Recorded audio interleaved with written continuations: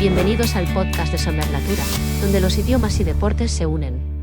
Pues en mi caso te diré que desde el minuto 1 mi lema fue yo vivo 24/7 en inglés. ¿Crees que el enseñar estas materias que no son el inglés en sí, enseñar estas materias en inglés puede hacer que en algunos niños, los que tengan el nivel un poquito más bajo, les dificulte el aprendizaje de la materia en sí? Es decir, está mejorando su inglés, pero está el hándicap de que está empeorando su conocimiento en geografía, ciencias o lo que sea.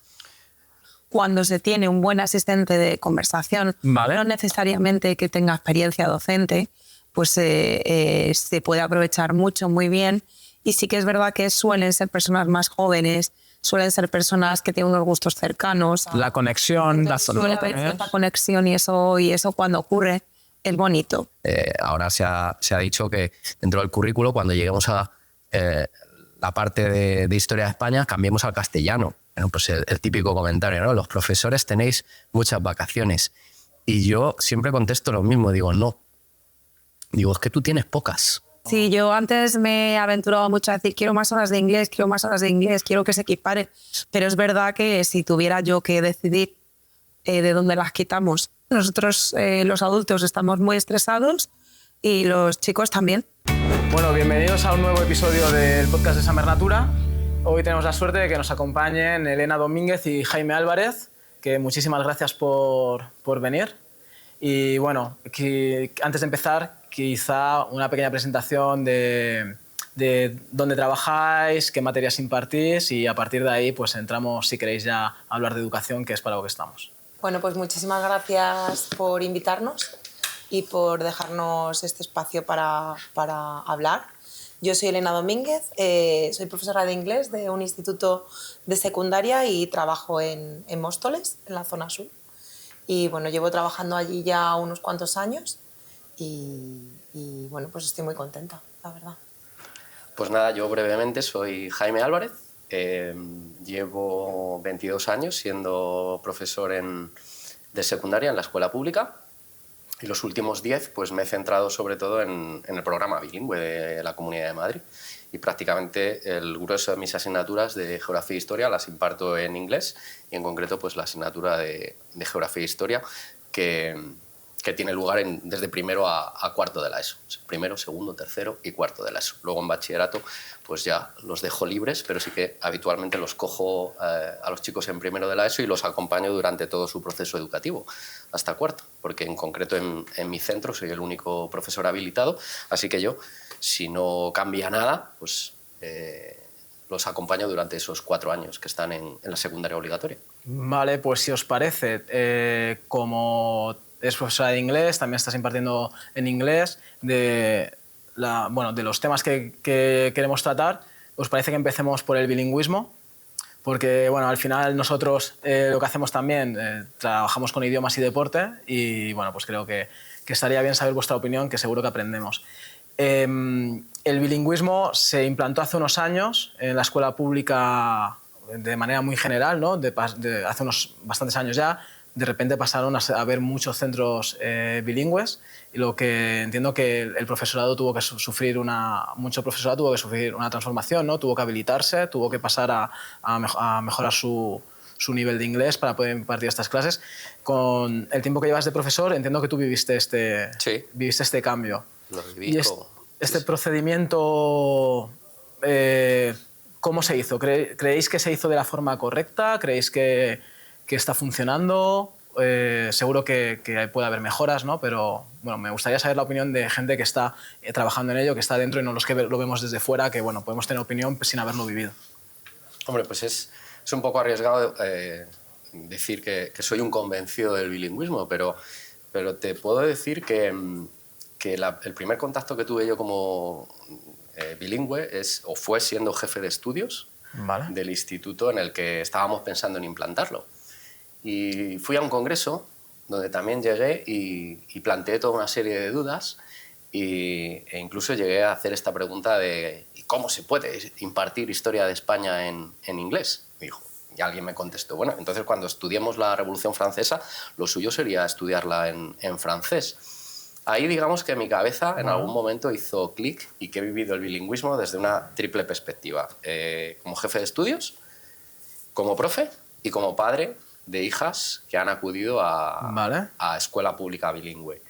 Y te puedo decir que con sus aciertos y sus defectos, yo creo que ha aportado...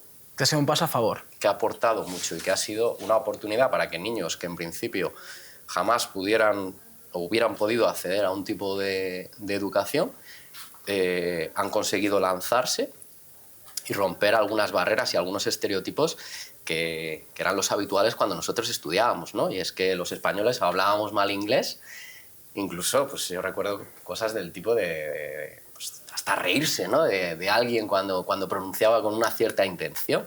Ahora se ha naturalizado eso y podemos competir a todos los niveles con cualquier persona. Y yo que he tenido la oportunidad de viajar por muchos países, el último un Erasmus en Alemania, nos vendieron la imagen y la idea de que el profesional español está muy valorado. Y hemos tenido niños que con unos recursos económicos muy limitados han podido ponerse al nivel.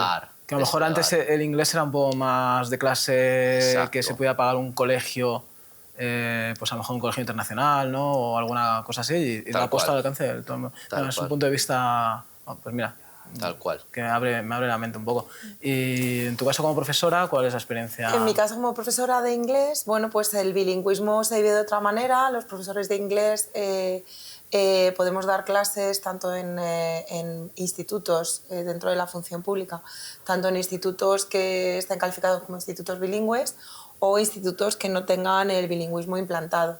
En el caso de los institutos, bueno, pues yo he estado 6 años compartiendo con Jaime esta experiencia y bueno, a nivel legislativo pues se aplican más horas de estudio de inglés a los alumnos, sobre todo en la ESO, que están en un programa bilingüe dentro de un instituto bilingüe. Luego se separan los alumnos que forman parte de la sección bilingüe, que son aquellos que dan, por ejemplo, geografía e historia en inglés. La famosa sección bilingüe. Siempre cuando contactamos con un cole es como, bueno, es que estos son sección bilingüe y estos no. ¿El viaje se puede ofertar a todos o solo a tal? Siempre es como un debate que se plantea. Entonces, dentro de un instituto bilingüe pues existe la sección bilingüe y la sección de programa, que es lo que yo he estado siendo profesora durante estos años.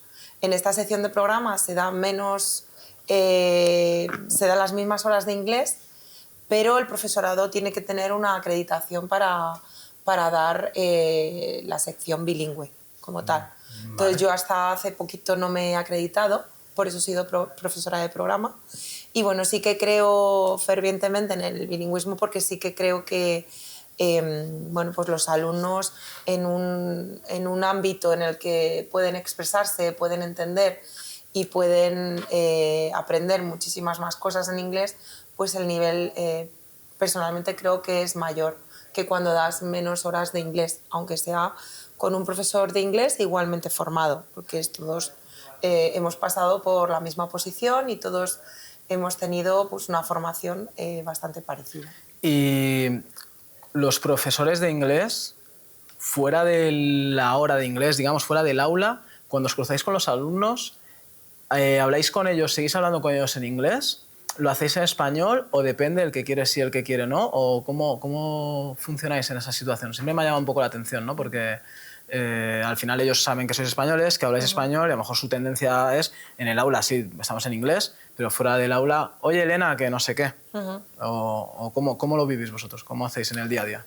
Pues en mi caso te diré que desde el minuto 1 mi lema fue yo vivo 24/7 en inglés. Vale. Es decir, creo que al final el hecho de vivir en un país donde no hablamos inglés me obligaba a crear un universo donde yo tenía que creerme esa burbuja. Entonces, la mejor manera de hacerlo era que mis alumnos siempre me escuchan hablar en inglés. De hecho, una de las cosas más bonitas que me suelen decir es cuando tenemos una excursión en la que coincidimos con otros grupos que a lo mejor tienen menos nivel de inglés y que me tengo que dirigir en castellano, me han llegado a decir, profe, qué raro suenas en castellano. Qué bueno. No... O sea, qué bueno, qué difícil. Yo lo veo desde fuera Claro. como qué difícil, porque esto estamos hablando de que supone no fallar nunca de lunes a viernes. es complicado. Es creértelo y decir, esta es mi lengua con estos Es mi trabajo es en inglés, ¿no? Me encuentro en el pasillo con ellos y les hablo en inglés, me encuentro en la calle con ellos y les hablo en inglés, están malos en los sofás al lado de jefatura de estudios esperando una llamada y me dirijo a ellos en inglés. Vienen sus padres a buscarle, al papá le hablo en castellano y al niño le hablo en inglés. Y para mí es lo natural y para ellos lo acaba siendo. Qué bueno. Entonces, pero esto parte de ti, digo, o sea, sí. no es una cosa que esté pautada, ¿no? Que nadie os obliga a hacerlo, No. o sea, es una cosa que sale de vosotros hacerlo No. así. ¿En tu caso actúas igual? Yo ¿no? intento hablarles en inglés la mayor parte del tiempo posible. Vale. Creo que es la mejor manera de que, a base de entender, aunque muchísimas veces no te entiendan, pues a base de repetir, pues al final yo creo que se sientan bases y ayuda. Entonces sí que intento, la mayor parte del tiempo, sí que intento hablarles en inglés. ¿Notáis que el nivel se ha incrementado notablemente desde pues, otras generaciones a las generaciones actuales? ¿Creéis que, pues eso, que hablan mejor inglés? Pues bueno, estamos hablando de inglés todo el rato. Es cierto que también sigue el francés en algunos cursos, en algunas aulas, en algunos institutos. Pero bueno, en este caso, como sois de inglés, ¿no? ¿Pero creéis que el nivel es superior a hace 10 años o hace 15? Vamos a ver, si tú haces una cosa durante 100 horas, ¿vale? Y otra persona hace esa misma cosa durante 1000 horas, hay muchísimas más probabilidades que el que la hace durante 1000 horas acabe haciendo mejor que el que la ha hecho durante 100. Es verdad que hay que mirar muchas más cosas, hay que mirar cómo se implanta y demás. Entonces, los niños que van a la sección tienen también su geografía e historia, su biología y geología, en muchos casos la tecnología, en muchos casos la educación física, en muchos casos la educación plástica, es decir, la suma de materias en las que utilizamos el inglés como lengua vehicular hace necesario y hace casi imposible que esos niños no mejoren en el inglés. Yo siempre les digo a mis alumnos que aparte de profe de geografía e historia me considero un poco profe de inglés, ¿vale? Porque de alguna manera tengo que cuidar las mismas estructuras que están cuidando mis compañeras en inglés. Entonces, pues no sé, esta misma mañana estábamos haciendo unas comparaciones entre el paleolítico y el neolítico y me dicen, profe, ¿puedo usar los nexos que me ha dicho la profe de inglés en un listado? Digo, hombre, por supuesto que puedes usarlos. Digo, es más, tienes que usarlos. Son esos nexos para eso es. los que tienes que usar para decir, por un lado, en el paleolítico tal, mientras que en el neolítico esto otro. Entonces, esa suma de horas tal. Luego, es verdad que los certificados y que los títulos no son siempre el objetivo que tenemos que conseguir, pero son una referencia. Un niño de cuarto de la ESO que ha seguido en un progreso adecuado en la secundaria está entre un B2 y un C1. La mayor parte del idioma que se maneja en la calle probablemente ronde ese nivel, incluso algunas veces un poquito por debajo. Entonces, es evidente que el nivel de inglés ha mejorado muchísimo. ¿Lo has notado también en el propio aula, en la propia asignatura de inglés? Yo lo noto en mí misma, o sea, la generación mía, cómo estudiábamos el inglés y cómo salíamos formados en inglés, pues yo creo que no es igual que ahora. Además, es que la sociedad en sí impone el inglés y eso hace que muchos alumnos, al margen de lo que se pueda ver en el aula, pues reciban información en inglés por múltiples medios. Y eso yo creo que a ellos les motiva. Claro, incluso es más las series, ¿no? Las series, las películas, sus cantantes favoritos, podcasts que puedan encontrar en internet y bueno, un montón de cosas hacen que sea más accesible y por tanto más motivador, creo yo. Y sí que creo que hay algunos alumnos sorprendentemente buenos que incluso bueno, pues no han tenido clases extraescolares o no han tenido viajes, sino que simplemente pues, por diferentes medios y por lo que han visto en el aula o fuera de ella, pues tienen un nivel mucho más superior que el que nosotros Que nuestra quizá generación. podíamos tener en nuestra generación. Vale, pregunta un poco... Esto lo he escuchado en algunos, bueno, tanto profesores, familias y demás. ¿Creéis que el hecho de que se enseñe, esto seguramente tú como profesor de geografía, ¿crees que el enseñar estas materias que no son el inglés en sí, enseñar estas materias en inglés puede hacer que en algunos niños, los que tengan el nivel un poquito más bajo, les dificulte el aprendizaje de la materia en sí? Es decir, está mejorando su inglés, pero está el hándicap de que está empeorando su conocimiento en geografía, ciencias o lo que sea. Por supuesto que puede ocurrir, pero creo que hay suficientes filtros para que eso no ocurra. Lo primero porque estos niños, normalmente los que nosotros recibimos en el instituto, vienen de un colegio y antes de ingresar en el instituto lo que procede es que haya una entrevista con sus tutores de sexto, con sus profesores de inglés, con el equipo directivo, sobre todo el jefe de estudios del instituto al que van, y una pequeña entrevista con los padres y con el muchacho para que se valore si lo mejor para ese progreso es que continúe en la sección. Es más, la sección es una cosa flexible. Permite que niños de programa acaben en sección y niños de sección pasen a programa. No es una espada de Damocles que de repente... ¿En un mismo curso? Sí, o sea, ¿en un mismo curso puede haber ese intercambio? Por ejemplo, normalmente se recomienda o se establece que al término de la primera evaluación podría haber un cambio. Hombre, intentamos, si poco procede, habitual hacerlo antes, ¿vale? No son muy habituales, pero los ha habido, sobre todo los 15 primeros 20 días antes de la realización de las evaluaciones iniciales, pues tenemos toda una serie de reuniones para valorar si esos niños están en el lugar correcto. Y luego, no nos olvidemos, por muy grande que sea el error, no estamos todavía a unos niveles donde eso pueda ser determinante. Es la educación secundaria obligatoria. Y repito, que tenemos niños que han podido empezar en sección y pasar a programa y viceversa. Yo este año tengo muchachos que hicieron programa el año pasado en primero de la ESO y este año se ha considerado que pueden ingresar en la sección. ¿Suma el conocimiento? ¿Creéis que de verdad suma pues, cosas como lo que hacemos nosotros? El tema de las inversiones, actividades extraescolares... No hablamos ya de viajes a extranjeros. O sea, una primera parte, eso lo tocamos luego si queréis, pero ¿creéis que el coger y irse 5 días, 4 noches, donde te ponen monitores de países de habla inglesa y monitores con C2 y les hablan todo el rato en inglés? Nosotros lo que decimos, por ejemplo, es, oye, yo no te voy a enseñar grammar ni phrasal verbs porque eso ya te lo están enseñando en la escuela. Lo que vamos a hacer es crearte el contexto para que pongas en práctica esto que has estudiado durante el colegio, durante tal, que veas que te sirve para comunicarte con gente de otros países y demás.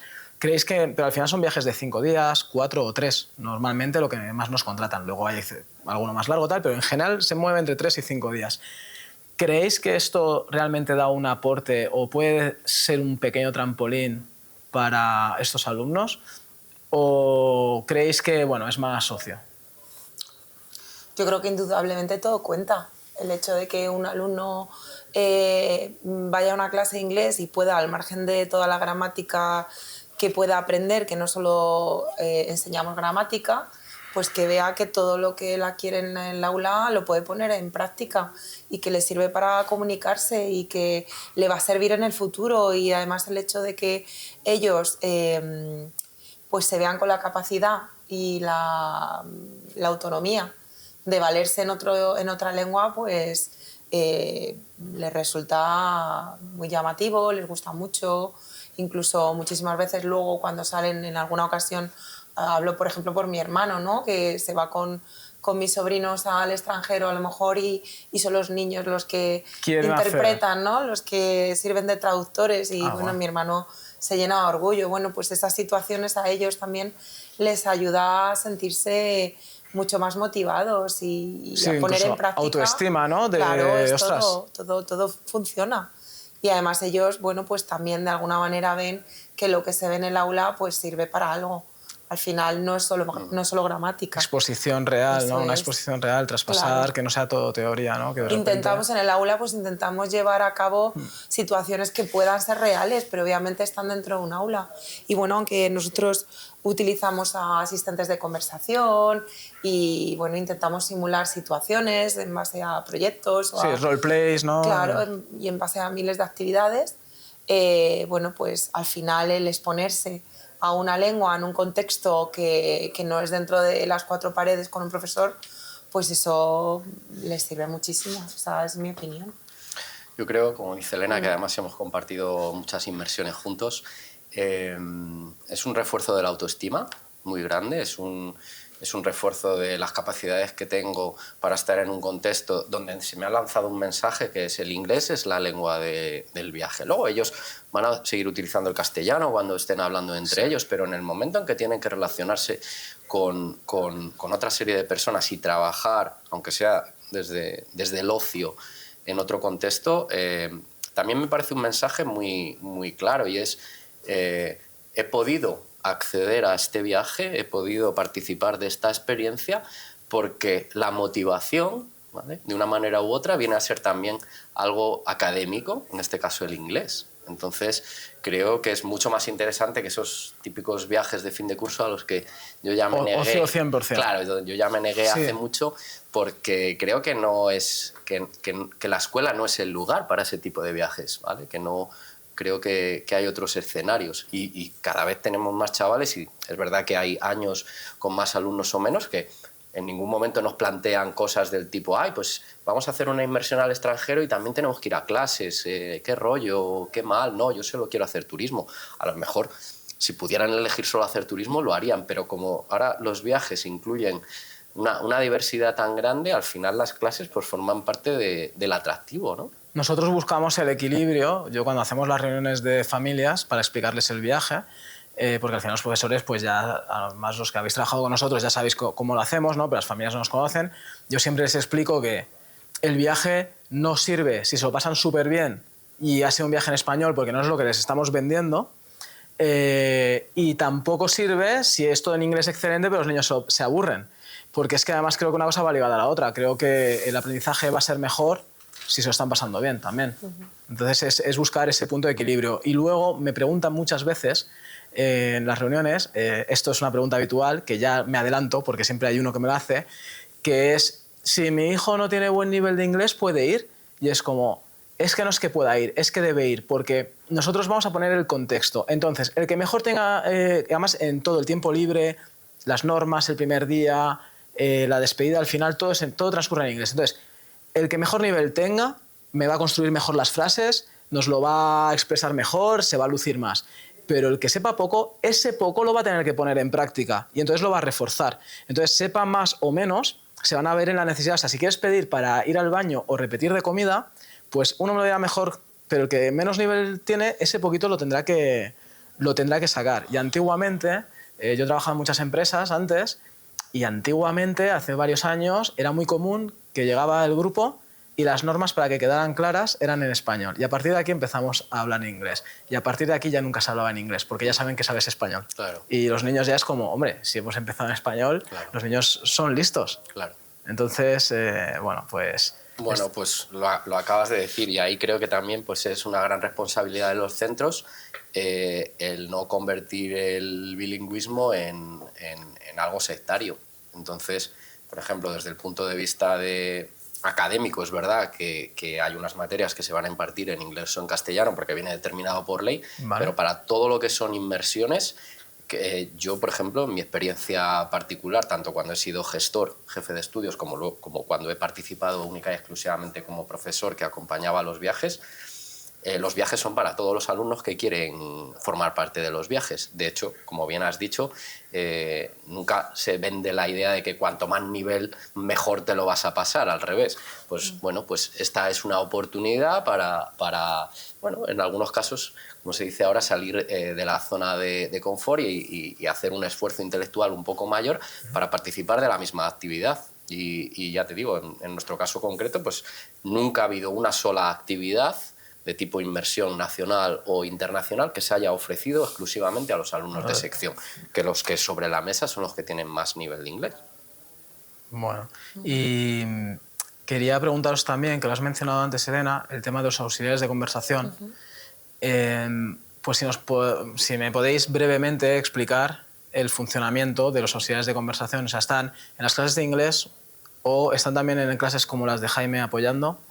¿Y cómo llegan ellos? O sea, esta gente, ¿qué referencias tenemos de ellos? ¿De dónde se les encuentra? ¿Cómo funciona un poco? O sea, simplemente entender qué figura es. Bueno, pues en el caso de los asistentes de conversación son figuras que vienen contratadas a través de, bueno, en el caso de la educación pública, pues a través del ministerio, y hasta donde yo sé, porque yo no los he gestionado, ¿vale?, hasta el día de hoy. Pero sí que es cierto que, bueno, son personas normalmente jóvenes, con un carácter abierto y, bueno, y su función en el aula es de asistir en la lengua inglesa al profesor de referencia, y ese profesor en las clases de inglés puras pues lo utiliza para, pues bien para interactuar sobre todo con los alumnos, que los alumnos pongan en práctica esas situaciones que hemos hablado fuera del aula, dentro del aula, en una situación real, que se comuniquen con una persona que pues cada año puede venir bien de Estados Unidos, bien del Reino Unido o bien de India. El asunto común es que hable inglés. Vale. Entonces, de esa manera los alumnos están expuestos a la lengua. Y bueno, dependiendo también del instituto y de las características del centro, bueno, pues puede recibir un asistente de conversación, 2, 3, 4, dependiendo.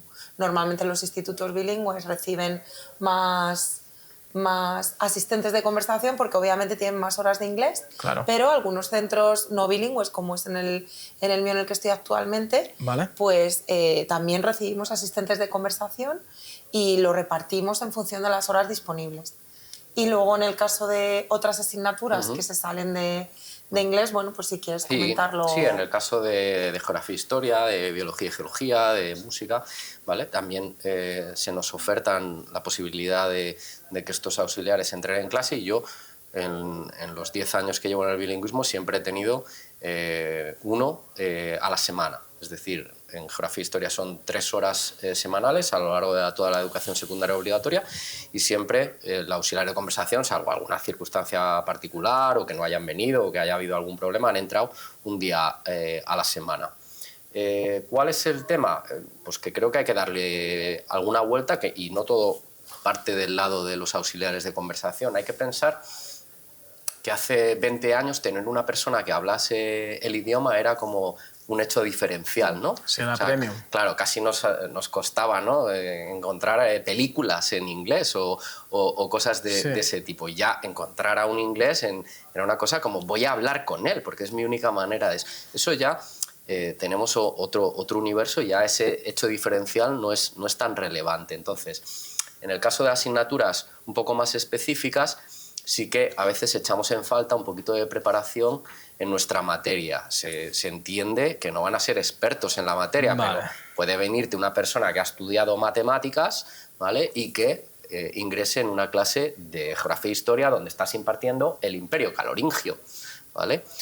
Cosa que muy probablemente no haya estudiado ni vaya a estudiar en su vida, ¿vale? Entonces sí que es verdad que el profe también tiene que saber conducir el uso que tiene que hacer del auxiliar. Porque estas personas tienen una experiencia previa. Normalmente no tienen por qué tener experiencia docente, pero sí que tienen que ser universitarios. No recuerdo exactamente si tienen que haber concluido la universidad, ¿vale?, creo que habitualmente sí, ¿vale?, pero esa es la única condición que se pide. Esta mañana yo he recibido a varios de los de este año, y había una chica, por ejemplo, que es diplomada, licenciada, graduada en matemáticas, y ha ingresado en una de mis clases de geografía e historia donde concretamente pues teníamos que explicar el antiguo régimen en un tercero de la ESO y el Imperio Bizantino en un segundo de la ESO, ¿vale? Pues bueno, pues el profe también tiene que saber reconducir el posible déficit que tenga el auxiliar de conversación en esas materias. Y luego, para mí, otra clave es que los alumnos no entiendan que el día del auxiliar de conversación es festivo. sino Sí, que claro. dentro de que pueda ser más relajado, dentro de que pueda ser más, bueno, menos técnico, tienen que ver que ese día también vale. Sí, sí, ¿vale? sí. Y yo siempre pues incluyo alguna preguntita, alguna cosita en el examen de Claro. todo lo que hacen los auxiliares. Yo lo llamo pues con el nombre del auxiliar, pues si ¿No se tienen llama... una formación previa? ¿Sabéis esto? O sea, a lo mejor antes, vale, universitarios tal, oye, vas a acompañar a Jaime en geografía e historia. A lo mejor un punto de mejora podría ser ese, darles como una pequeña formación previa, quizá. A ver, en la medida de lo posible intentamos canalizar eso y nuestra coordinadora bilingüe lo que hace es pues, una especie de periodo de observación. Lo que pasa es que a veces ese periodo de observación pues, a lo mejor necesitaríamos que fuese un poquito más extenso y que no fuese necesario que empezasen a dar clase desde el minuto 1, sino que pudiese haber Vale. una cierta transición. Una transición, sí. Pero bueno, eso también pasa muchas veces con cualquier profe que viene a sustituir a alguien que se ha puesto Bueno. malo y lo primero que se le dice es métete en clase y soluciona la papeleta, ¿no? Sálvalo, sálvalo. Es decir, lo que quiere la maquinaria es que el show continúe, sea de cualquier manera, ¿no? Y a veces, muy probablemente, se necesitaría un tiempo, pero pasa exactamente igual cuando se viene a escolarizar un niño que viene de un país distinto, de un sistema educativo distinto, y lo metes allí en una clase, lo sientas en una mesa y quieres que haga cosas que a lo mejor no ha visto en su vida, no ha habido ninguna adaptación como pueda haber cuando ese primer momento en el que llevamos a nuestros hijos a la guardería, ¿no? Esa aclimatación, ¿no? Se le dice, no, oye, mira, aquí tienes unas aulas virtuales, un libro, esto es una pizarra, esto es un profe, y ese muchacho puede estar entendiendo que está en Marte. Me has desbloqueado dos recuerdos de niño de lo que has dicho, que no lo había pensado, pero es verdad que siempre que había algo diferente, parecía que era festivo. Y justo en inglés, recuerdo que eso fue un profesor que tenía una amiga, creo que era inglesa o así, y le propuso venir al aula. O sea, no era como ahora que... Sí. Y vino al aula y dijo, nunca más. O sea, porque el hecho de meter a una persona de repente, o sea, que hubiera algo distinto ya era como, bueno, hoy es fiesta, ¿no? Es verdad que no lo había pensado, pero sí que está esa percepción. Y luego otra, lo que has dicho, yo de niño estuve 3 años en México, y sí es verdad que yo llegué allí en México a mitad de curso, y fue eso, fue entrar aquí y de repente era como, guau, ¿dónde Sobrevive. ¿Dónde estoy? Sobrevive, era todo distinto, ¿sabes? Entonces, sí, me has desbloqueado esos recuerdos. Bueno, A mí sí me gustaría dime, comentar sí. que, por ejemplo, cuando se tiene un buen asistente de conversación, Vale. no necesariamente que tenga experiencia docente, pues se puede aprovechar mucho, muy bien.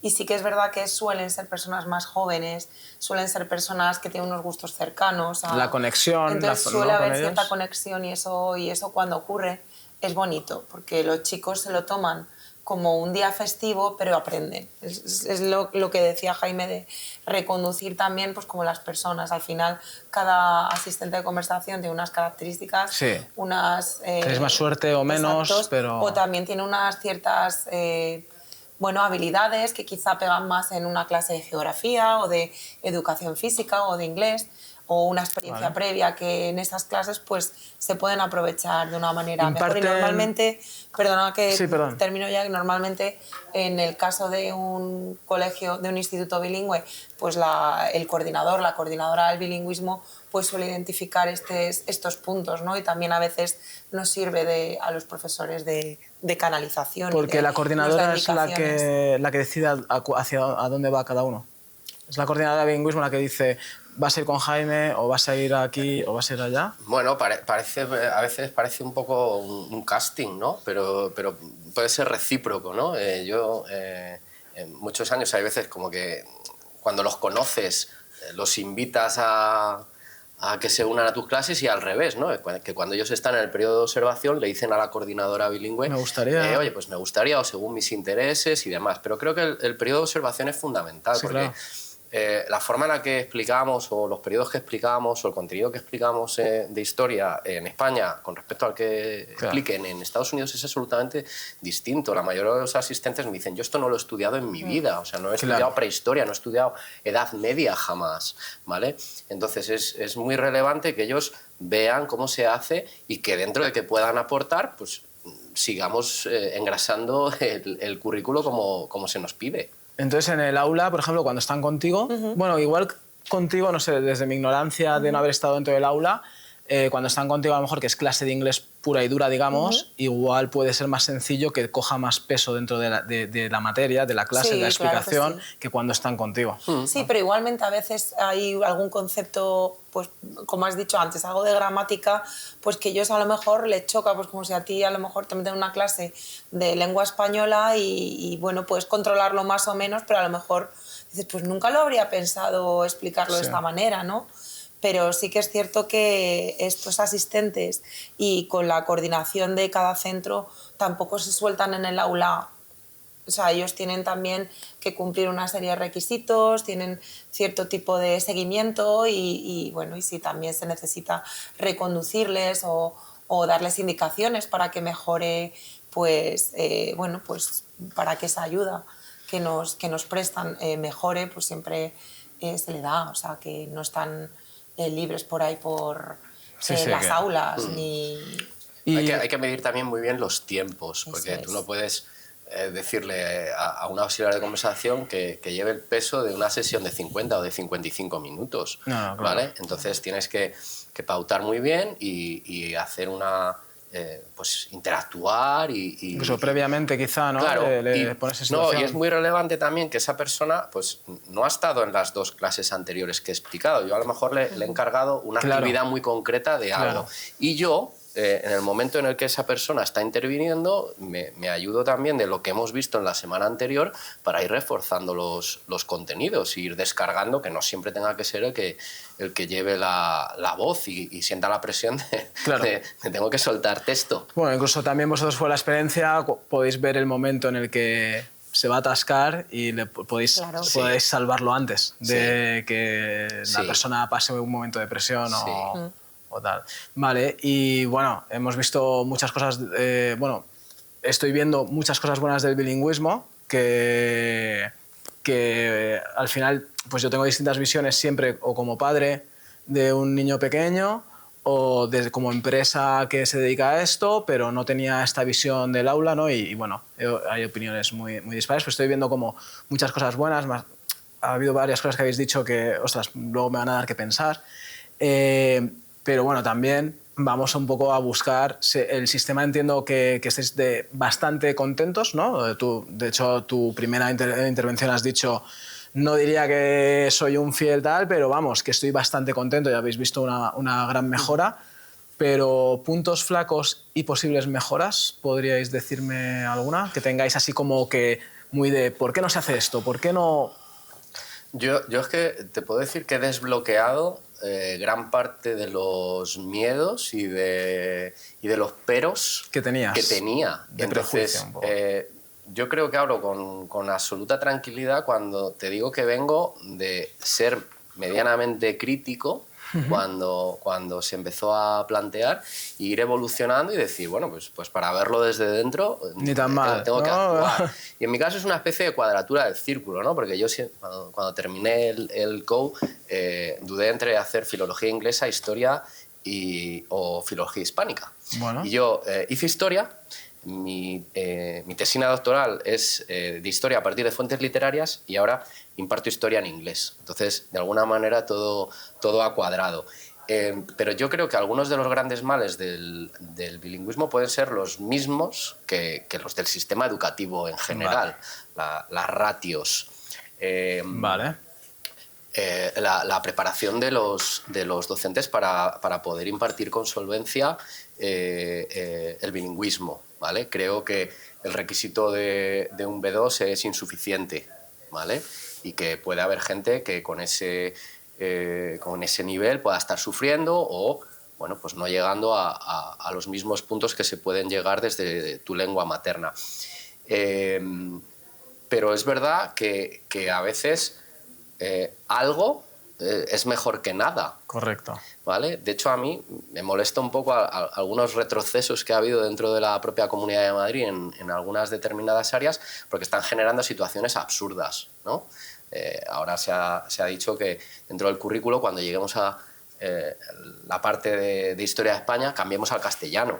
Eso, Es un poco lo que decías antes, ¿no? Revolución Francesa en francés. claro, es un absurdo y además se generan situaciones que no sabes cómo resolver muchas veces, salvo que tengas la experiencia o la tranquilidad necesaria para hacerlo. Pues no sé, llega el tema de los reinos germánicos, que tendrías que impartir en inglés, pero claro, cuando llegas a los reinos germánicos, a la península ibérica, los visigodos, esos en concreto los tengo que explicar en castellano. Es decir, me puedo referir a los ostrogodos, me puedo referir a los francos o me puedo referir a cualquier otro pueblo en inglés, pero cuando llego ahí me transiciono al castellano. Son situaciones ridículas. O, por ponerte otro ejemplo, en segundo de la ESO explicamos el Islam en el mundo. El Islam en el mundo se ha de explicar en inglés, pero llegaríamos al tema de Al-Ándalus y ahí claro. Deberíamos cambiar al castellano. Entonces, ¿Y esto desde cuándo es así? Eso es desde hace dos veranos que se implantó. Este verano pasado, no, el anterior, se dio una instrucción para que eso fuese así. Entonces se generan unas situaciones que a mí me parecen artificiales, porque lo más bonito del bilingüismo es creerse la mentira de que vives en inglés en un país que habla en castellano. Rompes la burbuja. Y eso es lo bonito. Entonces cuando dicen, no, es que a ver si van a saber más inglés que castellano. Eso es imposible, señor, señora. La lengua materna de su hijo es el castellano. En cuanto salga al recreo, en el baño, y lo que está hablando con ustedes va a ser en castellano. Así que déjeme que durante las horas que lo tengo, que lo tiene mi compañera de inglés, nos creamos un universo donde el inglés es nuestra lengua vehicular. ¿Vale? Y luego, por supuesto, que eso lo puedan llevar a otros terrenos como el ocio, ¿no? Y ver una serie real. Porque cuando nosotros vemos series dobladas no estamos viendo la serie real, estamos viendo otra cosa.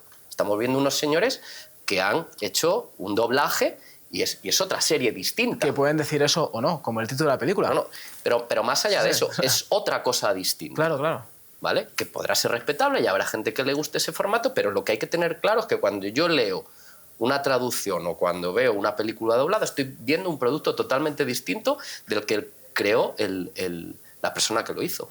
Y eso es así. Sí, yo en eso estoy 100% de acuerdo. O sea, ¿vale? Y, Elena, ¿mejoras o puntos críticos? Puntos críticos, algunos. Como profesora de inglés, primeramente no entiendo la diferencia horaria entre institutos bilingües e institutos no bilingües.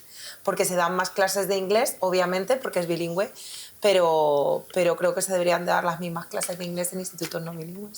Porque al final el inglés es una asignatura muy necesaria en todos los ámbitos. Sé que todos los profesores opinan lo mismo de cada una de sus asignaturas, pero en mi caso, bueno, pues yo me he encontrado, siendo profesora de un instituto bilingüe, siendo profesora de programa, me he encontrado con niños muy buenos, niños menos buenos, pero he trabajado con ellos pues todos los días de la semana. En un instituto bilingüe, no bilingüe, perdona, que es por ejemplo el caso en el que estoy ahora, pues me he encontrado con lo mismo. Me he encontrado con chicos, chicas que son muy buenos en inglés, que llama la atención, y con chicos, chicas que no son tan buenos. Y con todos debería poder trabajar en igualdad de condiciones, impartiendo 1 hora diaria. Y sin embargo, bueno, pues algunos centros que no son bilingües aprovechan o bueno, pues ofertan algún tipo de ampliación de inglés para que esas horas que tienen de menos los institutos no bilingües pues lo suplan. Pero en realidad yo creo que como profesor de inglés pues deberíamos de dar más horas de inglés, por lo menos equipararlo de manera uniforme, ¿no? en toda la educación secundaria. O sea que, tomando la respuesta de Elena, vuelvo a pensar que es un problema generalizado del sistema educativo, donde se tienen demasiadas asignaturas y se está demasiadas horas en el instituto. Es decir, no tiene ningún sentido que haya cursos con 10, con 11 materias, ¿vale? No tiene ningún sentido algunos repartos horarios. Por ejemplo, en tercero de la ESO, o sea, cualquier persona en su sano juicio le pregunta si la biología y geología le parece relevante, te diría que sí. Bueno, pues ahora mismo, con la ley educativa que tenemos ahora, un niño de tercero de la ESO imparte 2 horas a la semana de biología y geología, las mismas que de una optativa. No tiene ningún sentido.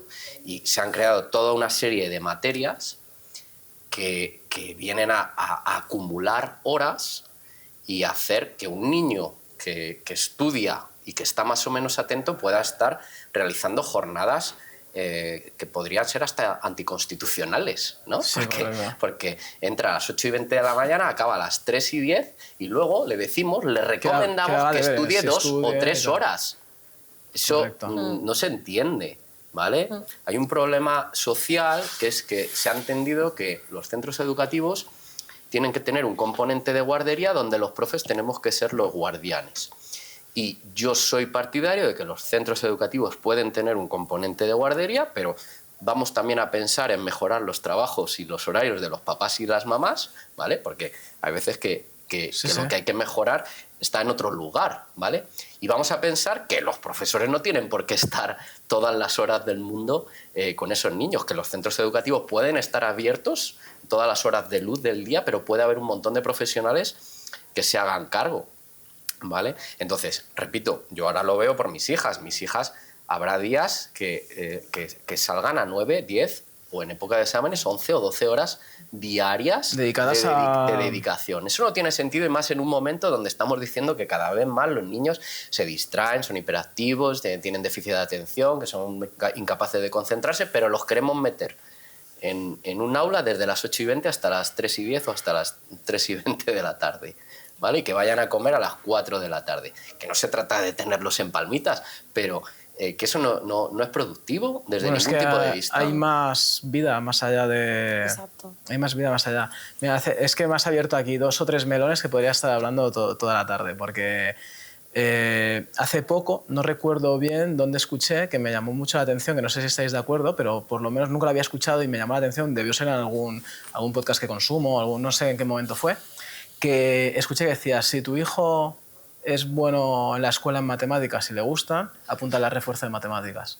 No le apunte, ¿sabes? Como vamos a explotar esa vía, que siempre estamos como... Es que me lo has recordado ahora con lo que has dicho luego de la guardería, y me ha llevado a las extraescolares también, ¿no? Que es que hay niños que están ahí esas horas y luego extraescolares.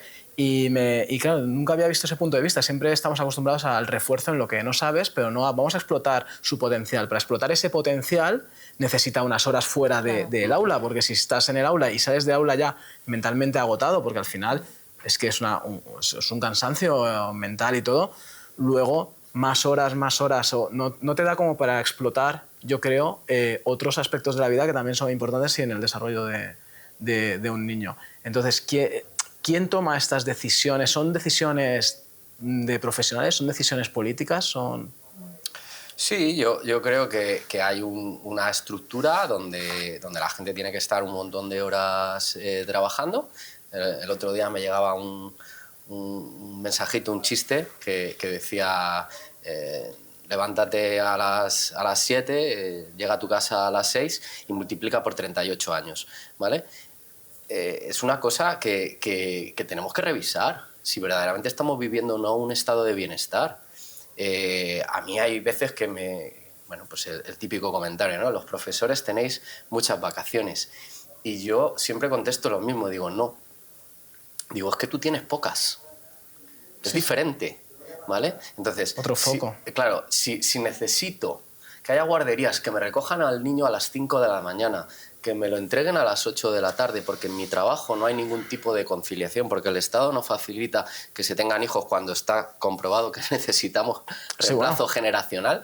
Es un tema de números, o sea, quiero decir, ahí no puede haber un debate, o sea, estos son números. Claro, vamos a poner el foco en otro sitio. Vamos a poner el foco en otro sitio y no pensemos que esto tiene que ser así. Y luego, los padres ahora somos cada vez más finalistas, ¿no? Y queremos casi siempre construir un proyecto de niño, y yo lo he visto desde que llevé a mis hijos a natación, ¿no? Con 3 o 4 añitos, y había algún papá que decía, mira, es que no le está enseñando crawl. Digo, vamos a ver, si tiene que relacionarse con el medio acuático, es decir, los niños tienen... Que llega el bordillo ya, claro, un éxito, ¿sabes? Los niños tienen que aprender, los niños tienen que tal, pero los niños tienen que jugar, tienen que oxigenar, tienen que hacer algo de deporte. Por supuesto. Y, como bien has dicho, pues tener una relación con las extraescolares que no suponga otra jornada laboral ni para el niño ni para los papás. Correcto. ¿Vale? Que también necesitan descansar y tumbarse en el sofá, que es maravilloso.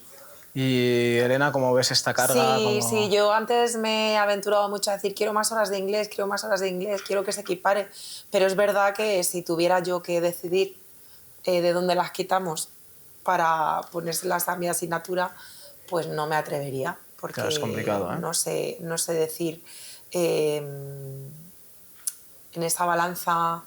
¿Qué quitas, no? Sí, no me atrevería porque bueno, no tengo el conocimiento tan amplio como para llegar a saber qué asignaturas requerirían menos o más horas, ¿no? Yo solo sé que la mía sí. Por su cada uno va a para casa. Pero es cierto, sí, pero sí que es cierto No. que a lo mejor hay que darle una vuelta de hoja un poco a... Esto que dice Jaime es cierto, o sea, al final que los chicos lleguen a casa y que tengan que seguir estudiando, que no les sirva las horas que pasan por la mañana, pues algo ocurre. Y yo creo que mucho de este problema es la ratio. Al final es verdad que ahora ha bajado un poco, pero no es lo mismo trabajar con 25 alumnos, con más alumnos y con alumnos que tienen diagnósticos que Claro. requieren mucho tiempo, requieren mucha preparación. Entonces, no es lo mismo eso que trabajar con alumnos, con 10, ratio. 15 alumnos. No, claro. Obviamente, yo creo que lo aprovecharíamos mejor. Sé que estoy lanzando una idea muy aspiracional, ¿no? Pero Bueno, es cierto que pero así creo empiezan que los se podrían cambios. solucionar cosas y evitar esta carga de trabajo para padres, porque los padres también están unos muy implicados y al final parece que tienen otro trabajo cuando llegan a casa. Bueno. Y los chavales están agotados. Por ponerte ejemplos relacionados con tanto con otras áreas que sé que a ti te interesan, con el deporte o con áreas tipo música. Yo ahora le pregunto a mis alumnos cuántos días van a entrenar. Hay muchos que van a entrenar 3, 4, 5 días para competiciones que no dejan de ser, bueno, domésticas, ¿vale? Y niños que se están gastando 600, 700 euros anuales para jugar al fútbol, ¿vale? Y podemos decir, sí, hay que pagar toda una serie de medios, no sé qué, pero ese no es el mensaje del deporte con los niños. El deporte base tiene que tener unos inicios lúdicos, unos inicios sin todas esas complicaciones, ¿vale? Y luego, con respecto a las horas, es el mismo argumento que te dirás a ti mismo cuando dices si tengo que seguir entrenando cuando estoy saturado, cuando estoy cansado, cuando estoy lesionado. No tiene ningún sentido. Hay que entender, y esto durante muchos años costó entenderlo en el deporte, el descanso es parte del entrenamiento. No es algo que hago Correcto. y que me evita entrenar. No. Descansar es entrenar. Bueno, Pues- es que además es otra cosa que no es debatible, que es que, Vale. que está comprobado a nivel fisiológico. Pues ¿sabes? con el estudio exactamente igual. Bueno, es que el cerebro al final es un órgano que se acaba agotando y que necesita su descanso, necesita regenerar, necesita dormir, necesita... Claro, o sea, Y, si no y funde, yo, por igual que ejemplo, otro en músculo. segundo de bachillerato, todas las intervenciones que he hecho, tanto como jefe de estudios como profesor, han ido precisamente para relajar las aspiraciones y las presiones de muchos niños que están en un año donde se piensan en sacarse segundo de bachillerato, en la selectividad, y si esa selectividad les va a dar o no para hacer esa carrera que han soñado y que no saben qué será. Y que no ¿vale? saben ni si cambiarán de gusto, Eso es. porque bueno, es que al final es normal que te puedan gustar muchas cosas, que no sepas que luego te decepcione o que de repente te sorprenda. Bueno, si queréis, por último, algo más, un poco de soñar, ¿qué asignatura que no existe a día de hoy meteríais? Pues mira, yo ahora mismo, a día de hoy, hablaría de la salud mental. Un tema muy importante y que a veces nos desborda un poco porque bueno, pues la sociedad en la que estamos es muy estresante en todos los aspectos. Nosotros, los adultos, estamos muy estresados y los chicos también. Y al final hay que cuidarse por dentro y por fuera. El deporte es maravilloso también para la salud mental, pero hay un montón de casuísticas que a veces quedan fuera del sistema. Y el sistema educativo muchas veces intenta solucionarlas y no llega a ellas. Es que luego al sanitario tampoco.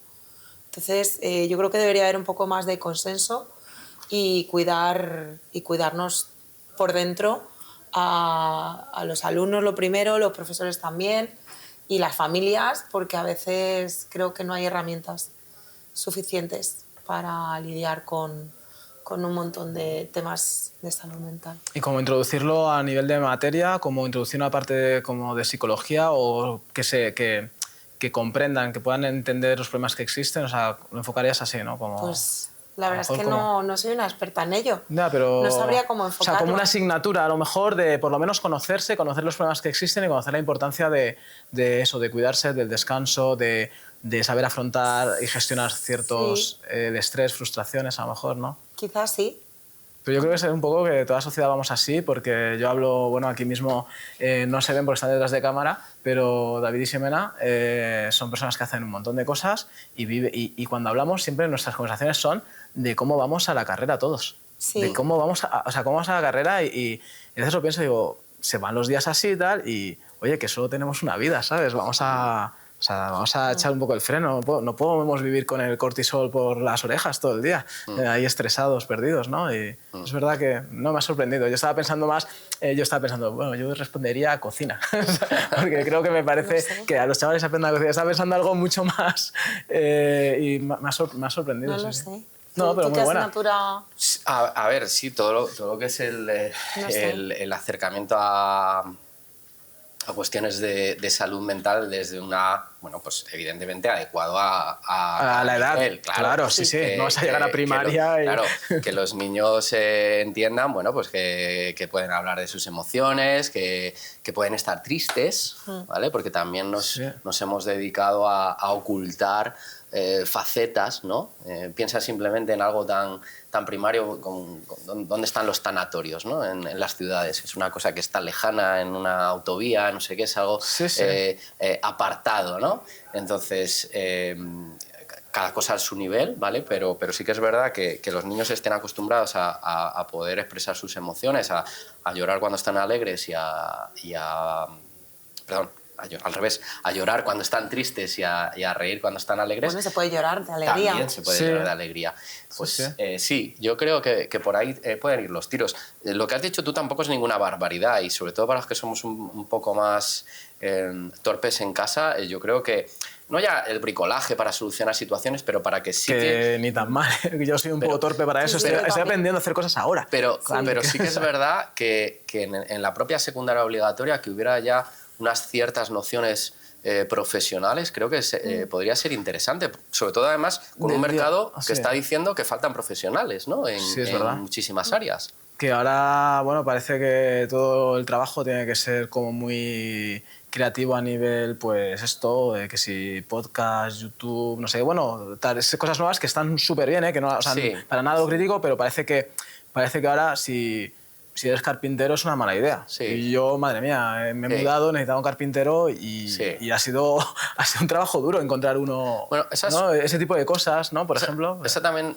me parece una losa a veces con la que se nos carga a los profesores, ¿no? Entonces, yo tengo no sé, sentimientos encontrados con respecto a la palabra innovación, ¿no?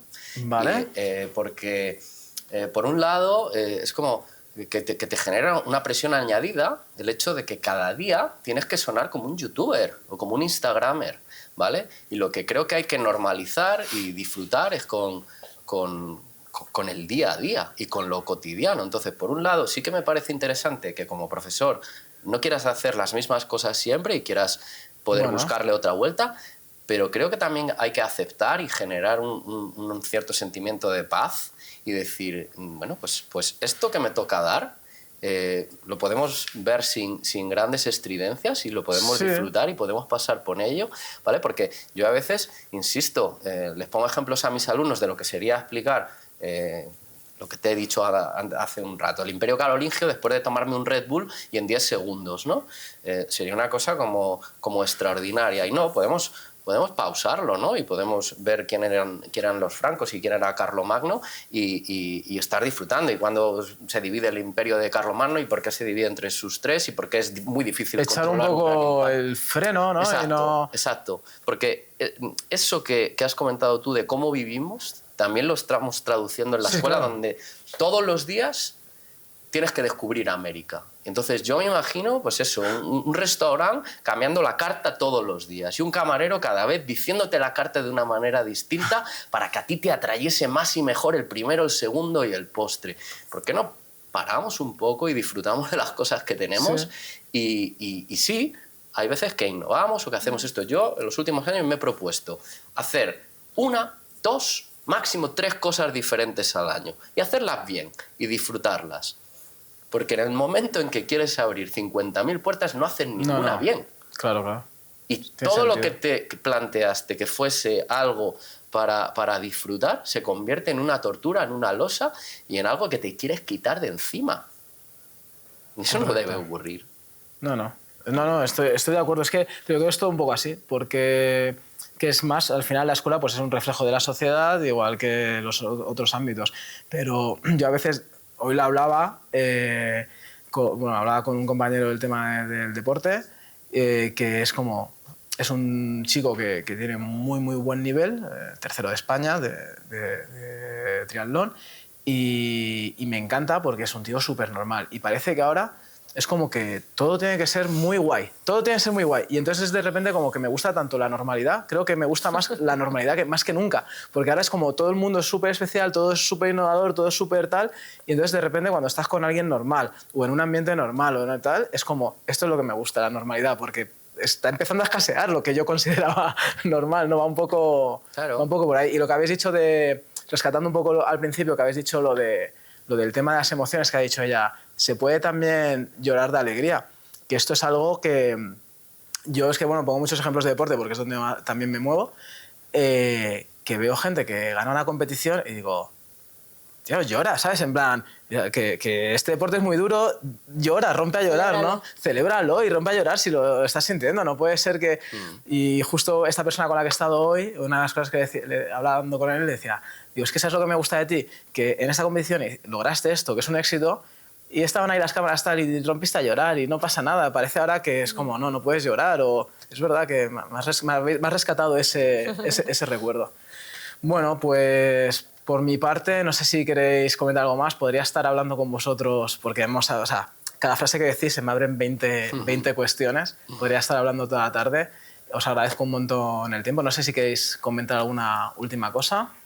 Bueno, no, yo agradecerte que nos hayas invitado a este espacio y desearte pues, la mejor de las suertes y de las aventuras, pues precisamente porque nosotros nos hemos conocido a partir de una serie de actividades que hemos ido realizando a lo largo de los años contigo, y creo que este nexo de la escuela con las empresas, con el mundo, también es necesario, ¿vale? A veces en la pública, no sé, nos ponemos una serie de barreras que no tienen ningún sentido. Formamos parte de un sistema que luego tiene que tener una interrelación, ¿vale? Es verdad que hay una serie de cuestiones que son claras y evidentes y que no puedes traspasar, pero creo que es muy bonito.